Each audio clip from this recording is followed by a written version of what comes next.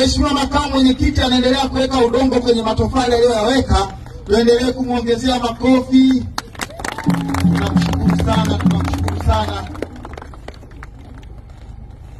Sasa watoto msirudie shule. Msirudie shule. Shule yenu hii imepata hadhi ya kuwekewa udongo na Makamu Mwenyekiti. Hii ni heshima hali ya juu mno. Na watumishi tuwaombe lisimamie hili jengo kwa uadilifu mkubwa sana, kwa sababu jengo ambao amekuja Makamu Mwenyekiti na macho yatakuwa mengi, tutakuwa tunachungulia sana.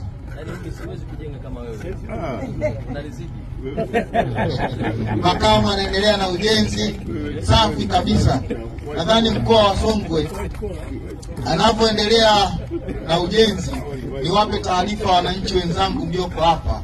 Makamu Mwenyekiti toka ameteuliwa, ziara yake ya kwanza ameanzia mkoa wa Songwe. Naomba hiyo tuweke sawa. Hii ni heshima kubwa sana wananchi wa mkoa wa Songwe tumepata. Yaani ziara yake ya kwanza ni mkoa gani? Songwe.